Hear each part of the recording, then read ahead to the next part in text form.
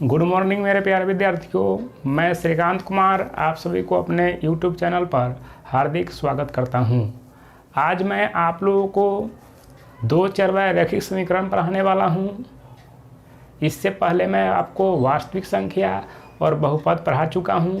उसका वीडियो मेरे प्लेलिस्ट में मिल जाएंगे, लगातार मिलेंगे। आप उसको लगातार देखिए, आपको अच्छे से समझ में आएगा।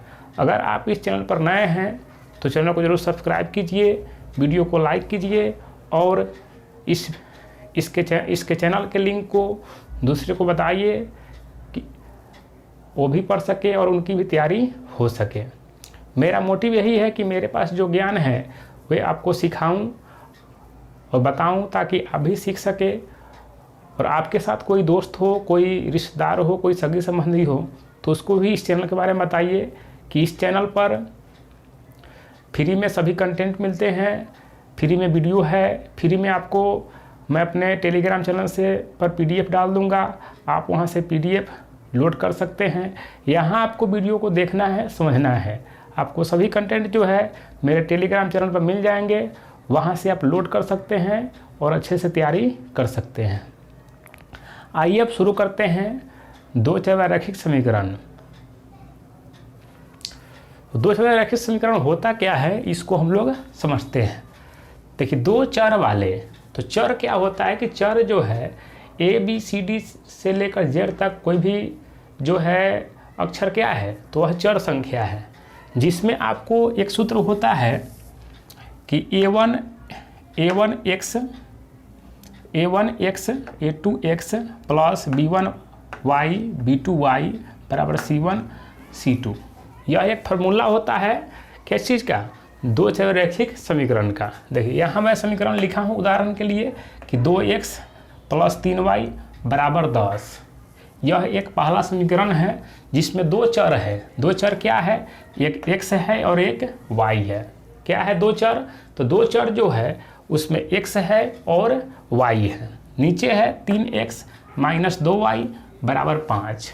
मतलब इसमें क्या है कि समीकरण आपको दो समीकरण दिए जाएंगे।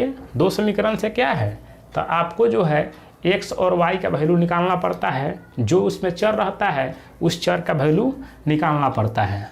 तो दूसरा समीकरण समझते हैं कि 5a माइनस b बराबर 10, 2a प्लस b बराबर 6। यह पहला समीकरण है, यह दूसरा समीकरण है। तो इसमें क्या है कि आपको क्या है कि इसमें चर संख्या क्या है, a और b है। तो इसलिए दो चर है, इसलिए इस चैप्टर का नाम क्या है, दो चर वाले रैखिक समीकरण। रैखिक क्यों कहा गया, क्योंकि इसमें जो भी चर रहेगा उसका घात जो है एक रहेगा। क्या रहेगा, एक। तो दो चर वाले हो गए, मतलब दो चर ABCD में दो चर कोई भी आ जाएंगे। रैखिक क्यों है, क्योंकि इसमें जो चर संख्या है उसका घात एक है। आइए अब समझते हैं कि दो चरवाहे रैखिक समीकरण को कितने विधि द्वारा बनाया जाता है। तो दो चरवाहे रैखिक समीकरण को 5 विधि द्वारा हल किया जाता है। तो पहला विधि जो इसमें है वह है तुलनात्मक विधि। क्या है, पहला जो विधि है वो है तुलनात्मक विधि। दूसरा जो विधि है वो है प्रतिस्थापन विधि। तीसरा है लुप्तीकरण विधि और चौथा है ब्रजगुणन विधि और पांचवा है अनुपात निर्णय विधि। तो ये 5 विधि द्वारा जो है वह क्या होता है, तो दो चरवाहे रैखिक समीकरण को हल करते हैं और उसमें जो चर है उसका हम मान निकालते हैं। तो आपको चैप्टर पढ़ाने से पहले मैं आपको क्या करूँगा, कुछ एग्जाम्पल सॉल्व कराऊंगा जिससे आपको समीकरण बनाने आ जाए। समीकरण जब आपको बनाने आ जाएगा तो क्या करेंगे, आप क्वेश्चन को अच्छे से हल कर पाएंगे। तो प्रत्येक को चैप्टर से पढ़ाने से पहले मैं क्या करूँगा कि उस चैप्टर से जो महत्वपूर्ण सूत्र है उसको लिखाऊंगा, समझा दूंगा, उस पर कुछ एग्जाम्पल समझा दूंगा। फिर उसके बाद जो है हम लोग क्वेश्चन को हल करेंगे। तो आइए, इसमें सूत्र पढ़ना है आपको। तो सूत्र पढ़ना क्या है कि इसमें है ये शर्त है, ये क्या है, शर्त है। ये है हलों की संख्या और ये है युग्म का नाम। इसका प्रयोग अभी हम कुछ क्वेश्चन पर करेंगे जिससे आपको समझ में आ जाएगा। तो इसमें है क्या कि A1 बटा A2 बराबर नहीं B1 बटा B2। तो इसमें समझने के लिए देखिए क्या है, जैसे ये समीकरण है, ये क्या है समीकरण है, तो ये जो वैल्यू है वो A1 है, ये जो वैल्यू है वो A2 है, ये जो वैल्यू है से क्या है B1 है, ये जो वैल्यू है से क्या है B2 है, और ये जो वैल्यू है वो क्या है C1 है, और ये जो वैल्यू है से C2 है। मतलब क्या है कि A1 A हो जाएगा, पहला समीकरण में जो x का मान है वो क्या हो जाएगा A1 हो जाएगा, उसी के नीचे मतलब A1 A2 B1 B2 C1 C2, मतलब ऊपर नीचे है, याद रखना है आपको कैसे कि A1 A2 B1 B2 C1 C2, हर एक समीकरण में आपको ऐसा ही है, जो x के पहले है वह A1 है, इसमें जो x के पहले है वो A2 है, इसमें जो y के पहले है वो B1 है, इसमें जो y के पहले है वो B2 है, ये C1 है, ये C2 है। तो इसी पर एक फार्मूला बनता है, सूत्र बनता है कि A1 A2 बराबर नहीं B1 B2।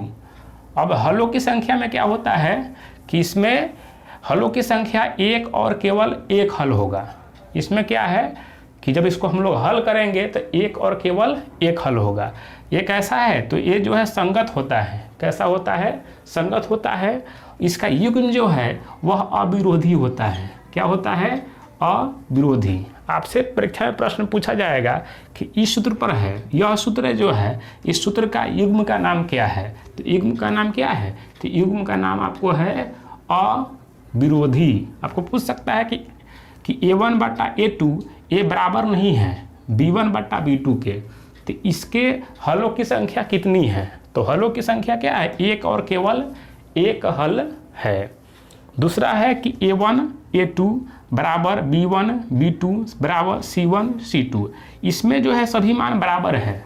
क्या है? सभी मान बराबर है। तो इसका हल क्या होगा? तो अनगिनत हल होगा। क्या होगा? इसका जो हल है वह अनगिनत होगा। तो ध्यान रखेंगे क्या है? इसका जो हल है वो अनगिनत होगा। इसमें क्या है कि इसमें यह युग्म क्या आएगा? तो युग्म जो है वह आश्रित आएगा। आगे बढ़ते हैं। 3 नंबर फार्मूला है कि A1 बटा A2 बराबर B1 बटा B2 बराबर नहीं C1 बटा C2। मतलब दो मान तो बराबर रहेंगे लेकिन एक तीसरा मान जो है वो बराबर नहीं रहेगा। तो इसमें क्या है कि इसका कोई हल नहीं होगा। अगर हलों की संख्या है तो कोई हल नहीं होगा। अब विरोधी युग्म जो है वह विरोधी आएगा। तो यह जो है क्या है? यह 3 शर्त है। 3 शर्त में तीनों हलों की संख्या है। यह युग्म का नाम है। यह सूत्र है। इस सूत्र पर कुछ प्रश्न बनते हैं और आपके एग्जाम में इससे प्रश्न पूछे भी जाते हैं। जैसे पूछ सकता है कि A1 बटा A2 बराबर B1 बटा B2 बराबर C1 बटा C2 की हलों की संख्या कितना होगा? तो इसकी हलों की संख्या क्या है? तो हलों की संख्या अनगिनत है और युग्म का नाम क्या है? आश्रित है। यह जो है A1 बटा A2 बराबर B1 बटा B2 अब बराबर नहीं है C1 बटा C2, तो इसमें कोई हल नहीं होगा। इसका जो है असंगत है। यह क्या है? असंगत है। इसका युग्म क्या है? तो युग्म विरोधी है। अब यह एक प्रश्न लेते हैं हम लोग एग्जाम्पल के रूप में कि 2x प्लस 3y बराबर 8। यह क्या है? यह पहला समीकरण है और यह एक दूसरा समीकरण है। पूछेगा इसका कि कितने हल होंगे, कितने हल होंगे, कितने हल होंगे।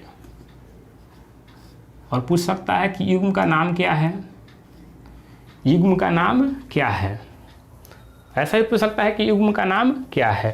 तो इसको हम बैठाते हैं सूत्र पर। तो पहले किस पर बैठाएंगे? A1 बटा A2 पर।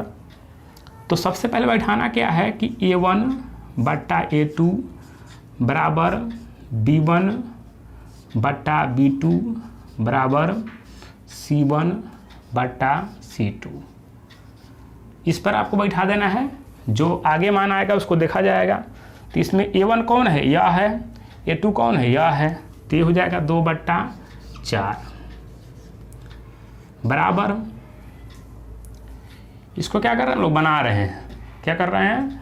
बना रहे हैं। तो बना रहे हैं तो ये हो गया कितना? तो B1 क्या है? तो B1 आपको यह है।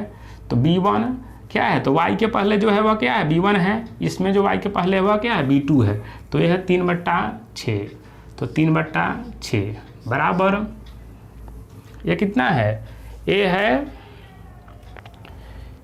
यह क्या है, तो अब आगे है 8/7, तो C1 कितना है, तो C1 है 8 और C2 कितना है, C2 है 7। तो इसको क्या किए हम लोग, इसको बैठाए, ऐसे ही बैठाना है आपको। इसमें जो है वह वैल्यू क्या है, तो वह है a, यह है a1, यह है a2, ये है, तो ये हो गया 2/4। यह क्या है, तो यह y वाला है, तो y वाला इसमें भी है, y वाला इसमें भी है, तो इसमें a1 यह हो जाएगा 3 और a2 कितना हो जाएगा 6, तो ये हो जाएगा 3/6। तो यह क्या हो जाएगा 3/6 और आगे जो है यह हो जाएगा C2 और C1 कितना है 8 और C2 कितना है 7। जब इसको ये जो संख्या कटने वाला है तो इसको आप काट सकते हैं, 2 एकम 2, 2 दूना 4, 3 एकम 3, 3 दूना 6, ये तो नहीं कटने वाला है। तो क्या आ गया, आपको आ गया 1/2 बराबर 1/2 बराबर 8/7। तो इसमें देखना है कि यह बराबर है, यह बराबर है, इसके बराबर में ये है, लेकिन यह बराबर नहीं है, 2 बराबर है 1 बराबर नहीं है, तो ये किस पर आएगा, इस पर आएगा कि a1/a2 बराबर b1/b2 बराबर नहीं c1/c2। तो इसका क्या है, इसका सूत्र में है कि कोई हल नहीं होगा, कोई हल नहीं होगा। अगर इसमें युग्म की बात किया जाए तो युग्म क्या आएगा, युग्म आएगा विरोधी, क्या आएगा विरोधी। तो ऐसे प्रश्न जो है इस पर बनता है। अब इसको हम मिटाएंगे और फिर आगे बढ़ेंगे।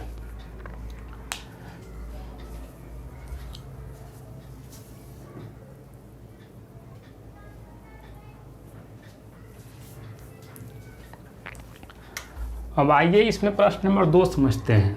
क्या समझते हैं, प्रश्न नंबर 2। एक प्रश्न को तो हम लोग समझे हैं, दूसरा प्रश्न है कि x + 2y - 8 बराबर 0।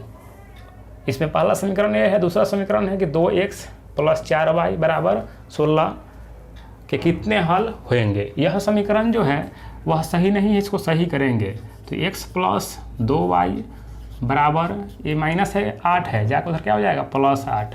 तो आपको जो है वैल्यू ऐसा रखना है कि x + y बराबर रहे, ये क्या रहे, ये जो मान जो है C2 का मान जो है वह बराबर के बाद रहे, या C1 के मान जो है क्या हो वह बराबर के बाद रहे। दूसरा समीकरण आपको क्या है कि 2x + 4y बराबर 16। आपको 2 समीकरण दिया है, इसको क्या करेंगे, तो इसको बैठाएंगे। किस पर बैठाएंगे, तो इसको बैठाते हैं किस पर, हम इसी पर बैठा लेते हैं। तो इसको बैठाना है a1/a2, इसको हम इधर बना लेते हैं, a1/a2 बराबर b1/b2 बराबर c1/c2। तो इसमें आपको बताया है क्या है, ऐसे लिखिएगा। तो इसमें a1 हो जाएगा, a2 हो जाएगा, ये b1 हो जाएगा, ये b2 हो जाएगा, ये c1 हो जाएगा, ये c2 हो जाएगा। आसान है, a1 a2 b1 b2 c1 c2। तो a1 कितना है, बैठाना आपको ऐसे ही है। तो a1 कितना है, तो a1 जो है वह है 1, कुछ नहीं है, तो 1/2। b1 क्या है, तो b1 है 2/4। c1 कितना है 8/16। इसमें जो संख्या कटने वाला होता है उसको हम लोग काट देते हैं। तो ये काटेंगे तो कितना हो जाएगा, 2 एकम 2, 2 दूना 4, 8 एकम 8, 8 दूना 16। तो ये कितना आ गया, ये आ गया 1/2 बराबर कितना, 1/2 बराबर कितना 1/2।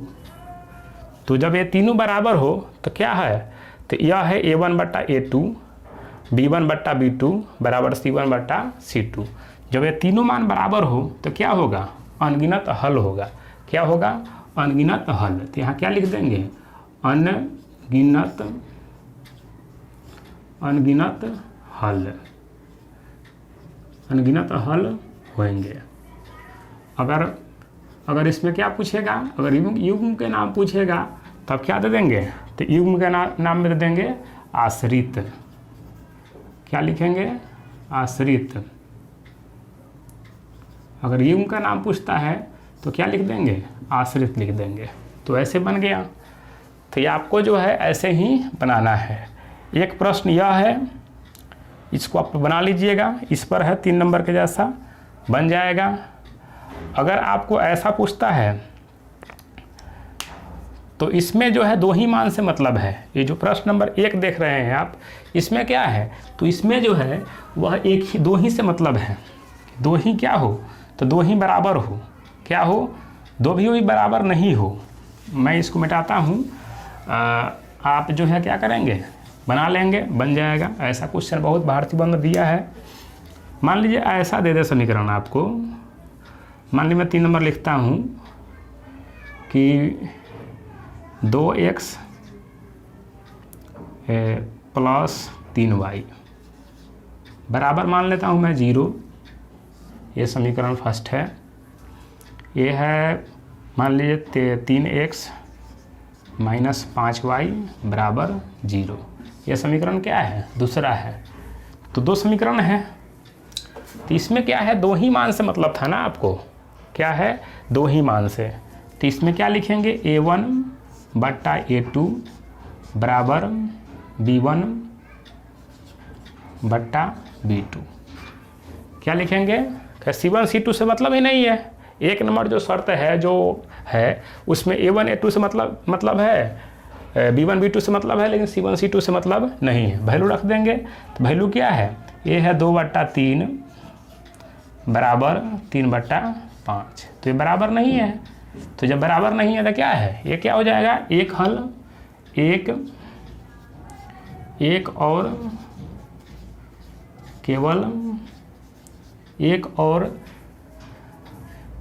और केवल एक हल, एक और केवल एक हल, एक हल होंगे।